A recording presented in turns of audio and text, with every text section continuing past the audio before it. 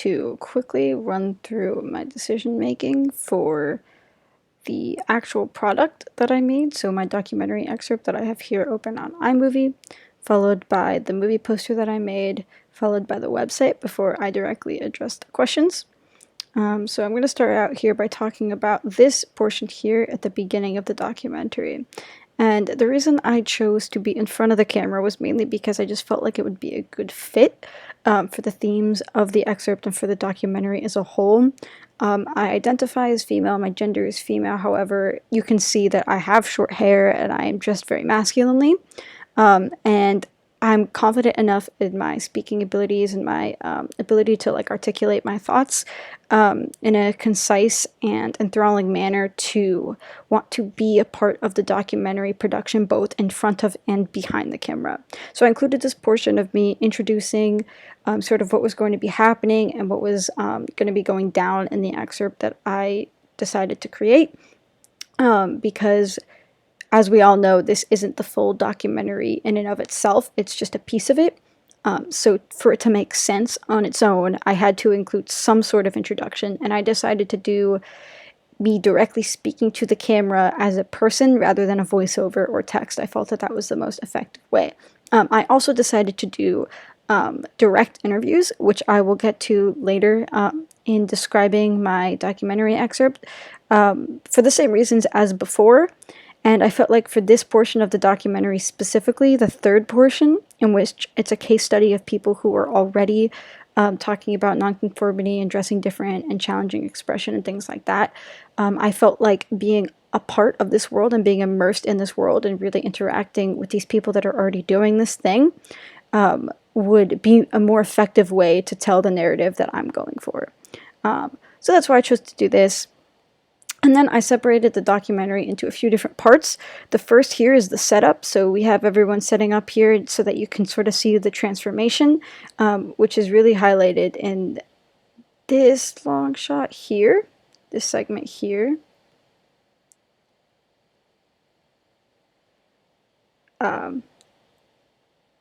Over here is the right long shot. There we go. Where everyone is sort of getting ready, everything's set up, and it's really, you can hear the music in the background. The diegetic sound actually is coming from the situation. So it's coming from inside of the garage that we did this, and we were playing the song that I got permission to use, which is called To Be Honest, I Love You, but it's abbreviated, so TBHILY by Chet Porter. And I emailed his production staff and got permission to use the song in the documentary. So here it's used diegetically, and then at the very end of the piece it's used non-diegetically to sort of wrap everything up. And so we have the setup here, we have the interview with Nate, just reinforcing exactly what this is and why they're there and what they're doing. We have some more of the setup, one of the subjects talking about makeup.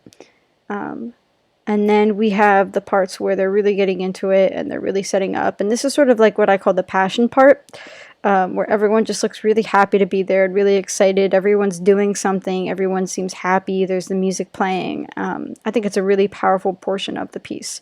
Then we get to the interviews. I started with Hazel because I feel like her interview is very succinct and concise and wraps up the whole idea of people that can't really express themselves comfortably in regular everyday society being able to do that in this situation, and giving an example of someone who is by definition unconventional in the way that they express both their gender and their expression. It's very short, very concise, and I feel like it sort of drives the point home, and it's a good interview to start out with. Then I transition into this interview here shortly with Jasmine, who's getting her makeup done, which I felt was a good transition into Nate's interview, followed by the full interview with Jasmine, and then followed by this little short portion at the end here where we have sort of a montage of everyone smiling, having a good time, getting their pictures taken with the music that wraps everything up. So that was really my decision making for the documentary here. Pretty self-explanatory.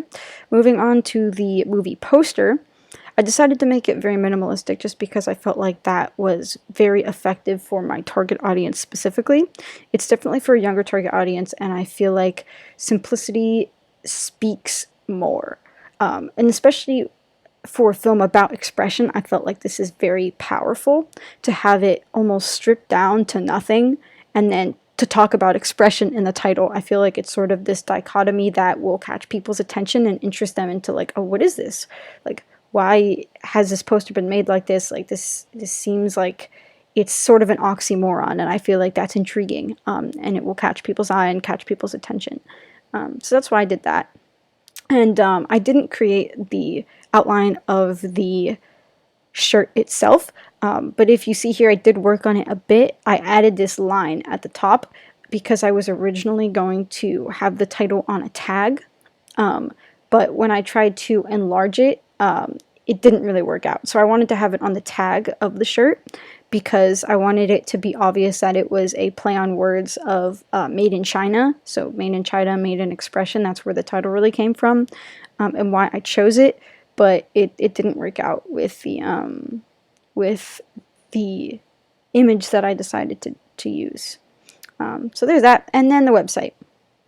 I chose something that is easy to scroll down because I feel like that's something that my target audience specifically is very used to with smartphones and social media and things like that. It's really easy to scroll, and it's really good on mobile devices as well, the mobile version of the site. And you have the title here with the background. I had to cut out the title from this version of the poster so that I can get the animation of the words moving, which you would see if I opened up a new window and opened up the site altogether, like reopened it all. It types out, which is really cool. I like that. So I got rid of the title and added the title through the website. I added this quote here: "No man has the right to dictate what other men should perceive, create, or produce, but all should be encouraged to reveal themselves, their perceptions and emotions, and to build confidence in the creative spirit." I felt like that really, really, really encompassed everything that I was trying to do, and everything that the film sort of represents. I thought that was a cool addition. Then we have the actual clip here that people can watch, and hopefully it garners some interest for the piece. I didn't make a trailer for it, but I feel like with the documentary you can almost get away with that by just showing them a glimpse into the window of what your story is going to be about and the lives of the people and the stories that you're going to be telling throughout the piece. So that's why I decided to include that. And then you have the 3 pages, which are the film, movement, clothing, and social media. So I especially want to talk about not so much the film because that's pretty obvious and self-explanatory. Of course, you're going to include a piece about what your film is about, but the movement specifically. I felt like that was really, really important to include because not only am I selling this documentary, but I'm selling the idea and the movement behind it.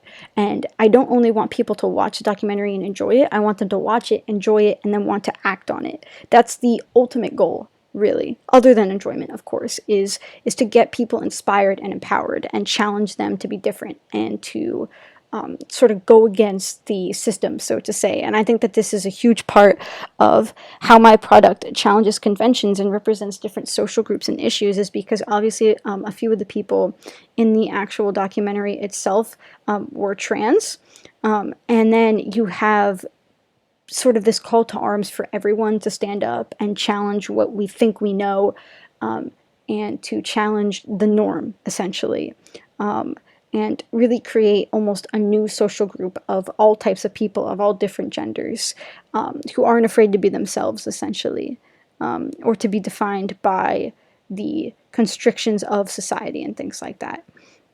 And the reason that I decided to use these pictures is mainly because of the poster itself and of the beginning part. Oh, there you can see the animation of the website, because everything is really in black and white until you get down here to the pictures. And I felt that it was really important to include this creative sort of splash of color.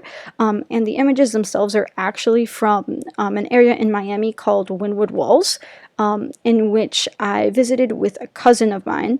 And when we went, we took pictures of all the art.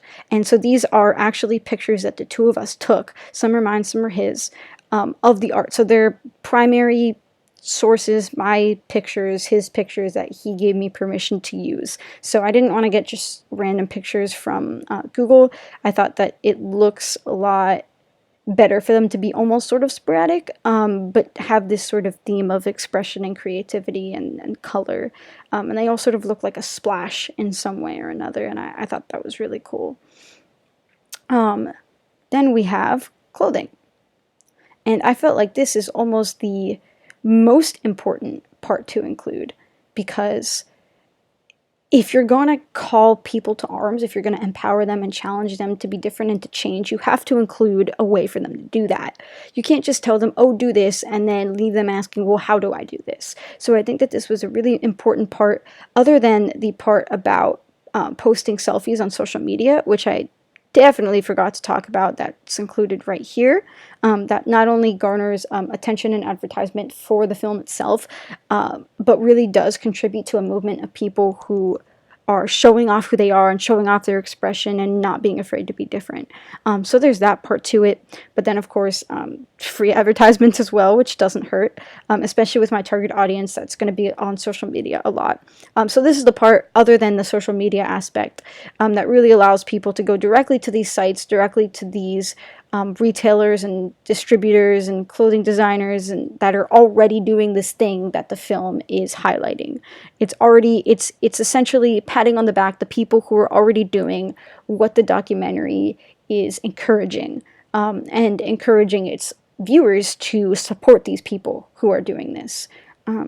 So there's that, and that is pretty much it for all the decision making that I included in my documentary excerpt, my movie poster, and my website. And I would briefly like to brush over some of the questions. So I really addressed the first one about how I challenge conventions and represent social groups and issues, but I would like to talk about how the elements of my production work together to create a sense of branding. So I think that the movie poster and the website more than the excerpt, because the excerpt is only a small portion of the full picture, if that makes sense. So I could talk about how the documentary sort of fits into that full picture, but I'd like to talk about the full picture itself. So you have this, like I said before, this bare stripped dichotomy of expression and minimalism, and you have that incorporated into the website here. And I think that everything really works together to not only talk about how we can strip ourselves of the constructs that are put upon us and express ourselves with this splash of color, but also the movement itself. And I think that by focusing on a very feel-good message with both the poster and the website, the social media hashtag, the inclusion of all the different shops that you can shop from that already exist, I think that it really creates a package deal that allows all the elements of my creations to fit together perfectly. They're all packaged within the message and within the call to arms and the empowerment and the movement. The next question that I'd like to address is how my products engage with the audience and how they'd be distributed. So of course, mentioning it again, don't want to repeat myself, but the social media campaign of putting it on social media and getting involved, getting engaged with the outcome of watching the documentary. You're not only watching it, but you're watching it and then doing something about it. And I think that that's very engaging in and of itself. And then, of course, the website, you can go to it and actually buy the clothing. However, how it would be distributed is an interesting question, because my answer, I feel, is a bit unconventional, at least for previous years, but I think that it would be an amazing idea to actually distribute this 3-part documentary on YouTube. And not only YouTube itself necessarily, but YouTube is coming out with a new streaming service that's going to compete with Netflix and with I think it's not, is it maybe Amazon Go, the streaming service that Amazon offers, and Hulu.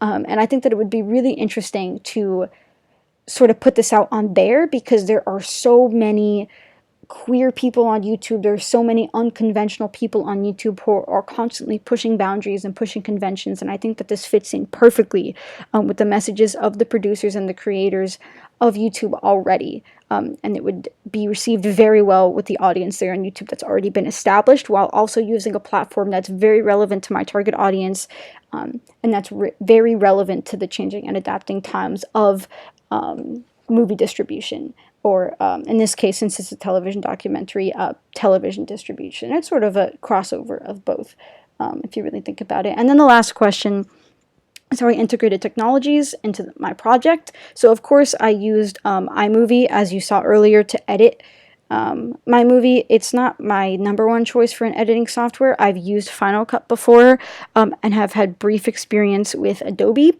but it did do the job. It wasn't bad by any means, and it's simplistic to use at the very least, so it wasn't too bad. And then some online stuff that I used was, of course, the internet to do a lot of research about my project. I used the internet to find the clothing websites. I also, going back to software, used Photoshop, which you can see down here, to edit my movie poster that you can see there. And I think that is about it.